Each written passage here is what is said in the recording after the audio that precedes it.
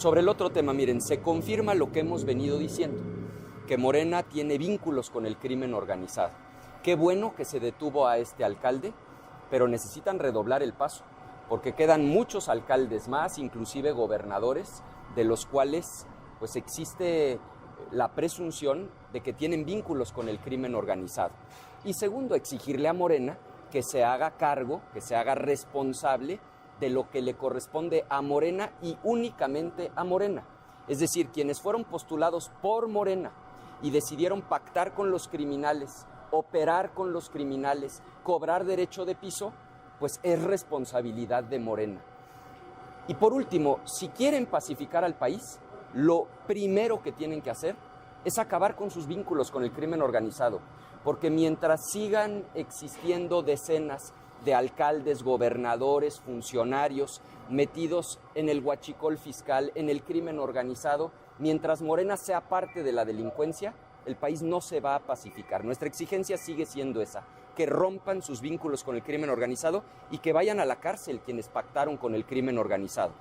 Y en materia de la reforma electoral que tanto han pregonado, lo más importante de la reforma electoral es que se establezca con toda claridad que si un partido político acepta dinero, así sea un peso del crimen organizado, ese partido político pierda el registro. Ese es el reto que le lanzamos a Morena, ojalá lo acepten. Oiga, ¿qué crees que esté pasando en el gobierno de Laida Sansores, que ya hasta los de casa amenazan?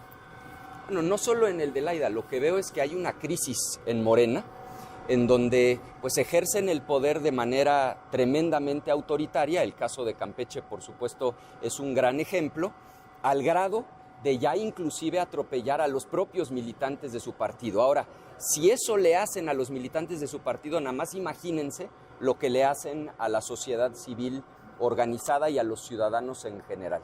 Oiga, senador, se rumora que va a haber cambios ya en el gabinete y la reforma electoral no va a llegar hasta que haya cambios. ¿Qué opina? ¿Ya es necesario? Nosotros vamos a evitar opinar sobre especulaciones. De lo que estamos convencidos, más allá de que llegue o no llegue en el corto plazo, es de dos cosas. Uno, de que la reforma electoral la diseñaron en Morena para poder controlar las elecciones. Ese es el propósito de la reforma.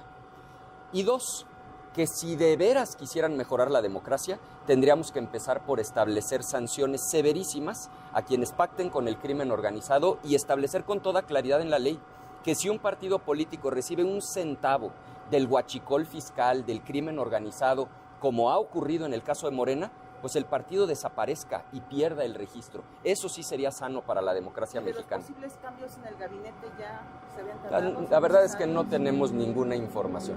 ¿Vas a proponer que se postergue la aprobación de la reforma 40 horas? Lo que nosotros vamos a plantear el día de mañana, porque ya estamos convocados a la comisión, es un hecho que mañana se estará votando, es que haya 4 cambios fundamentales. En primer lugar, que se establezca con toda claridad que por cada 5 días de trabajo se tendrán 2 de descanso, porque eso es lo que quienes hoy trabajan 48 horas están esperando. No se vale que por un lado le digan a la gente que la jornada se reduce de 48 a 40, pero que van a aumentar las horas extras y que la gente va a seguir teniendo un solo día de descanso. Entonces, primera propuesta, que sean 2 días de descanso, que la gente tenga fin de semana, que pueda estar con su familia. Segundo, que no hagan la trampa de aumentar las horas extras al mismo tiempo que disminuyen la jornada, porque es una tomadura de pelo en perjuicio de los trabajadores. Tercero, que haya un fondo para apoyar a las MIPYMES en esta transición, porque sobre todo en las empresas muy pequeñas que tienen 1 o 2 trabajadores, se va a requerir apoyo para poder hacer este cambio, esta transición. Y finalmente, pues que no se postergue esto hasta 2030. Se entiende que tiene que haber cierta gradualidad, pero nos parece un exceso que ellos quieran patear el bote hasta 2030. Y aquí recordar una cosa. Aquí en este Senado de la República se aprobó una reforma recientemente al artículo 123 constitucional, apartado B, que decía, lo recordarán ustedes, que todos los policías, los médicos, las enfermeras, la gente de Guardia Nacional tendría derecho a ganar por lo menos el salario medio de cotización. Así está establecido en la reforma. Es fecha que no han querido publicar la reforma.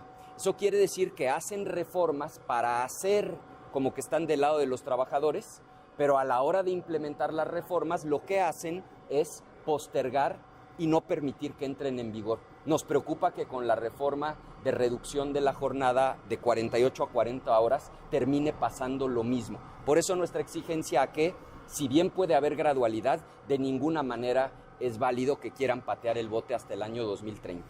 Gracias.